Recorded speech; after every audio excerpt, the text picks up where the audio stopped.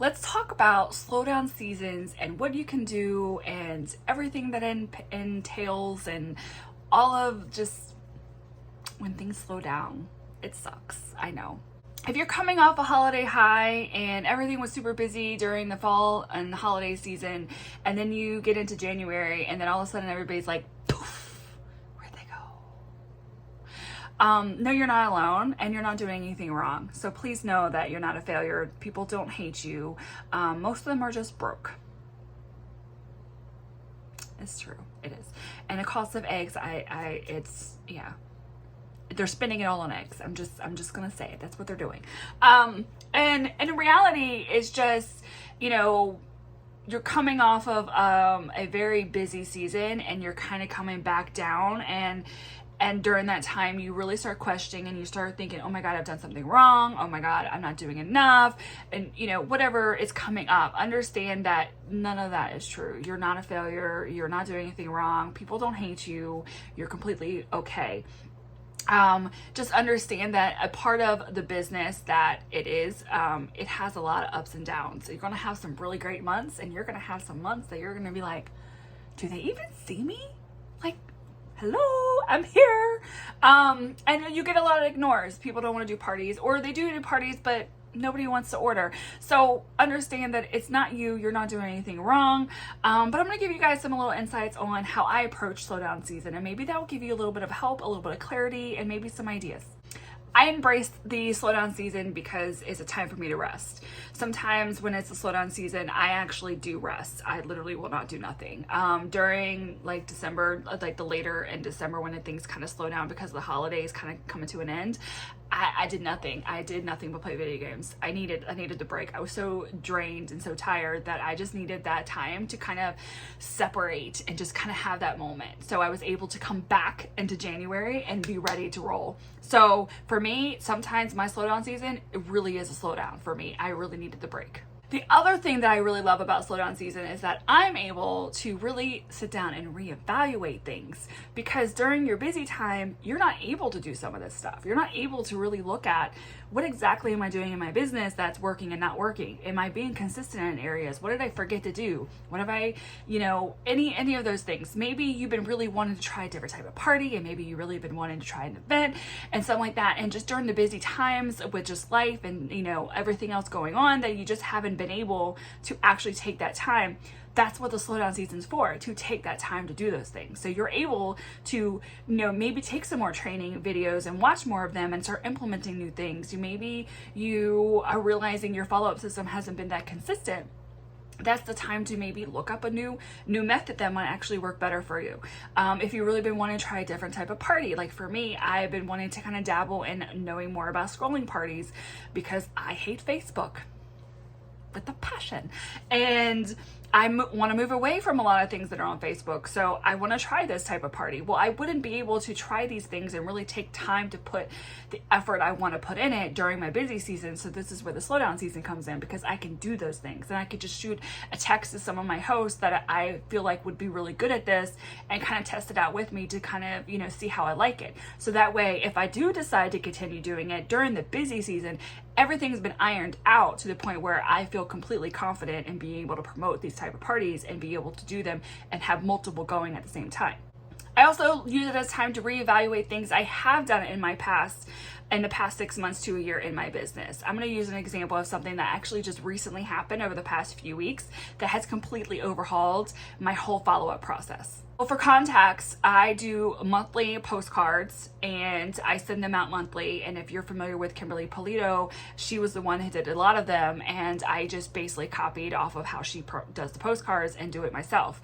And I've been doing them, and I really do get a lot of feedback from it. I do get orders from it. I'll hear from random customers and I know that they got the postcard. So it does actually work. But I did not realize how inconsistent I was being. I was like, I'll do 2 months and then I'll not do a month, and then I may do another month and I'll be not doing 2 months worth. And I would not be completely as consistent as I should be. But during my busy season, I really didn't notice that I was being that inconsistent with it. So would have never have even noticed I did that till I slowed down and finally looked at it.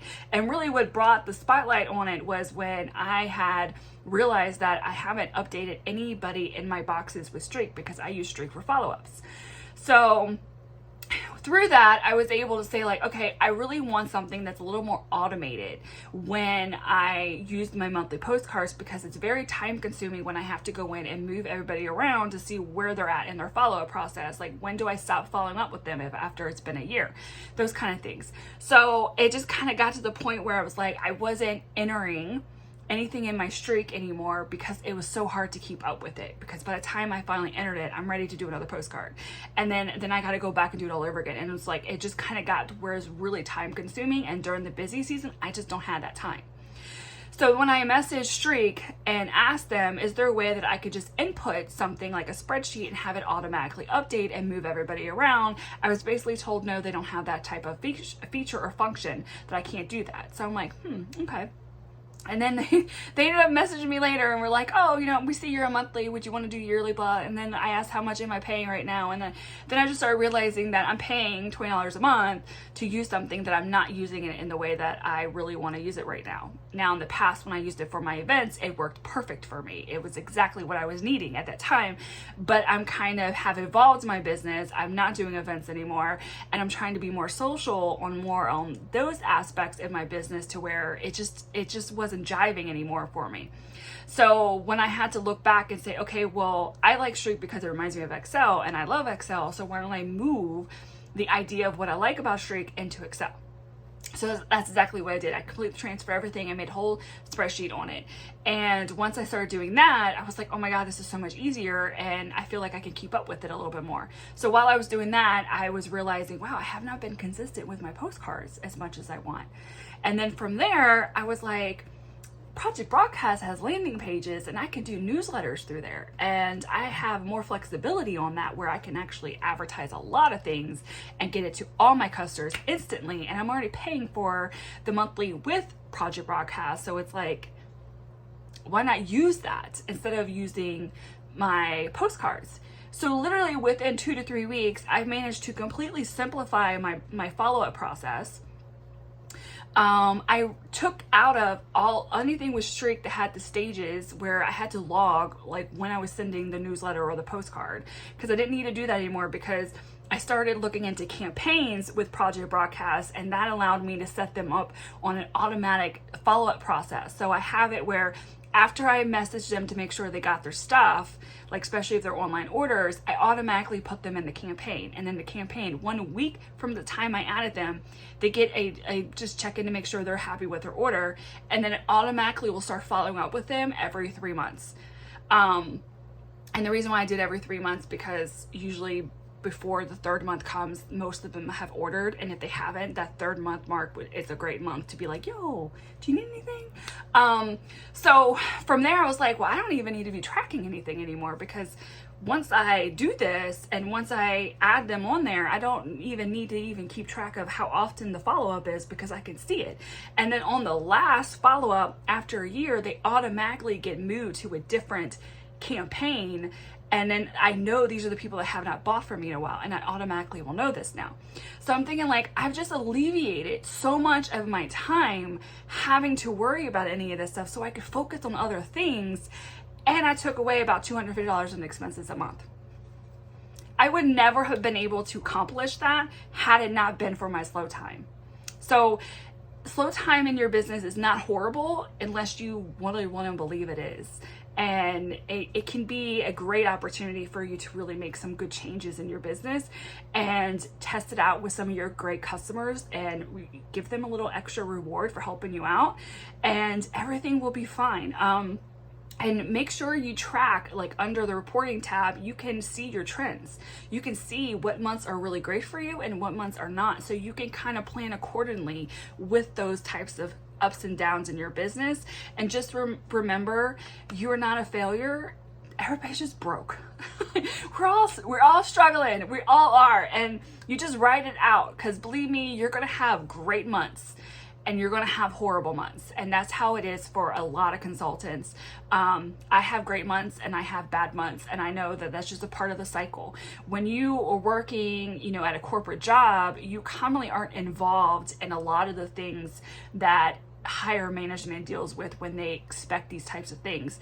was. And so when they were having those dips and they was having those moments where it was starting to slow down, those were the moments that they often started making changes in what they were doing to evolve their business into the changing of society.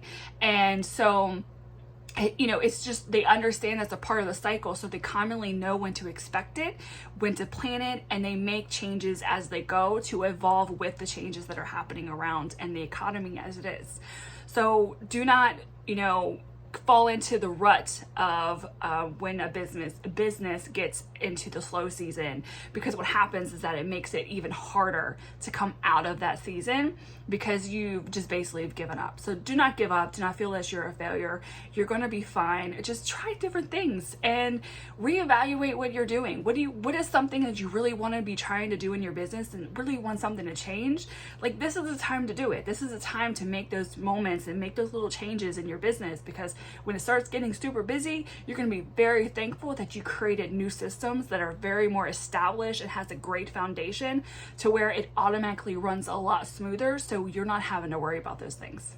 I hope this helped. I hope it gave you a little bit of clarity on your slowdown season, and just know that every consultant goes through the ups and downs in their business. You are not alone. Reach out to your upline, reach out to somebody you trust, and maybe kind of like hash out and kind of see like where, you know, where can you make changes at? Where can you do that? Or maybe you already kick ass all the time. Maybe you show up in your business so much that during the season, have a break, enjoy it, have fun. You know, when my slowdown season starts happening, trust me, I embrace it. I love it. I enjoy oh my God, I can sleep in a little. I don't have to stress over it. I don't have to worry about as many parties now. I can kind of catch up on all the clerical stuff. I can log on my tax related stuff. Like, it's just a breath of fresh air sometimes, because we know it's gonna get crazy when the new catalog drops. It's always super busy, and then the summertime gets a little rocky, kind of gets a little and then sometimes it's really great, sometimes it's not, and then fall hits and then it's like full throttle. So embrace your slowdown season, enjoy it, make changes you need, reevaluate yourself, and take a break. You deserve it.